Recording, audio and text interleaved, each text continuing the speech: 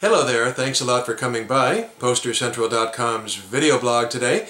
I'm Pete Howard, and here's a Stones boxing-style concert poster from their 5th American tour in 1966, and it's just a year that you don't see that much of from the Stones in terms of concert posters because there was no tour blank used this year in 1966. Now, obviously the killer part, the first thing that jumps out at you about this cardboard window card, this poster, is the red ink. Just really makes it nice, really makes it pop, doesn't it? But for me, the thing that really jumped out is the elements it uses from their greatest hits album from '66, High Tide and Green Grass. Look at that. That's the same cover photo as that album, huh? And then the Stones' name in the same typeface, the same font. That's really sharp. That is just so... This should have been a tour blank. I mean, this would have been an outstanding tour blank, but nope, it's a one-off only for Buffalo, New York. So the photo, by the way, I should give credit there, was taken by Guy Webster, actually taken in Los Angeles, of all things, at Franklin Canyon Park.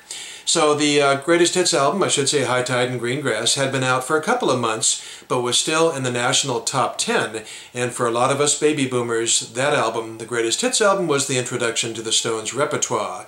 I can say that for myself. And it just, you know, using those elements, I don't know if they did it with or without permission. Again, a one-off poster, you don't exactly have to get permission, just really gives the poster a high level of attractiveness that a lot of other Stones one-off posters don't give you. So I give it thumbs up all the way for sure.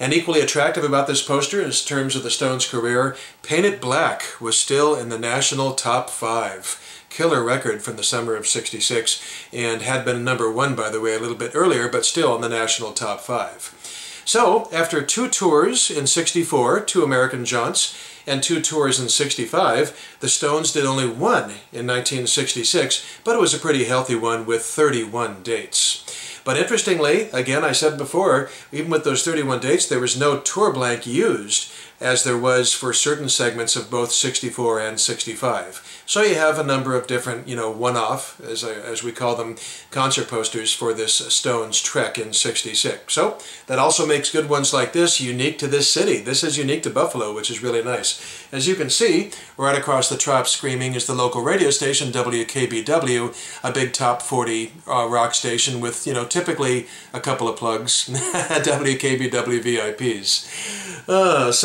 And opening acts now for the Stones on this tour, not just Buffalo. You got the McCoys there, and with Rick Derringer, by the way, on guitar. And they had a #1 record with Hang On Sloopy the previous summer in '65. And below them you've got the Standells out of Los Angeles, and their big hit Dirty Water is in the national top 20 right now at the time of this show, so that's pretty darn cool. And then you go down to the red box there, which gives a lot of the gory details, as you can see, and it does say Tuesday, June 28th at 8 p.m., Buffalo Memorial Auditorium. All seats reserved, $5, $4, and $3, and tickets now on sale at, well, let's see, I got ahead of myself. That's it for the red box. And then the white area down below that, it says tickets now on sale at. And, okay, I added the at. Shoot me. Okay, but it does give 4 locations, and it says the Memorial Auditorium Terrace entrance. I think that's funny. You have to tell people where to go at the Memorial Auditorium.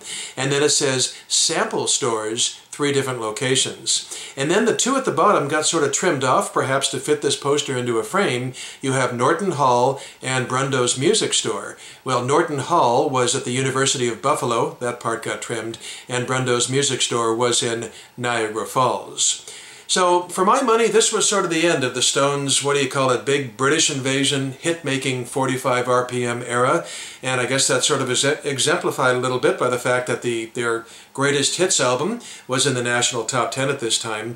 For me, that era ended with Paint It Black, you know, and the next year you would get into She's a Rainbow and Her Satanic Majesty's Request and all that stuff.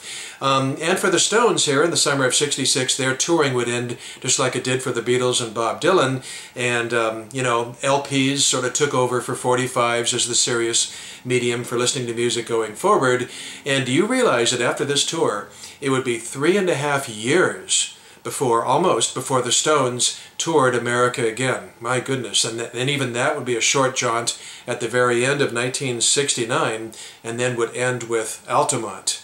Ooh, so yeah, this is definitely segmented off. One of the first 5 American tours, the 5th one in the summer of '66, definitely for my money is The End of the Innocents for the Rolling Stones and their great 45 hit singles. Although obviously they'd have a lot going forward, but as far as just being driven by AM radio, in this case, WKBW. So I almost expect to hear Good Guys coming after that. So anyway, hope you enjoy the poster. Original window card, cardboard boxing style, trimmed a little bit at the bottom, but a beautiful piece with all that high tide and green grass stuff. I just gotta love it, gotta love it. So thanks a lot for stopping by. Have a good one. We'll see you again soon. Bye-bye.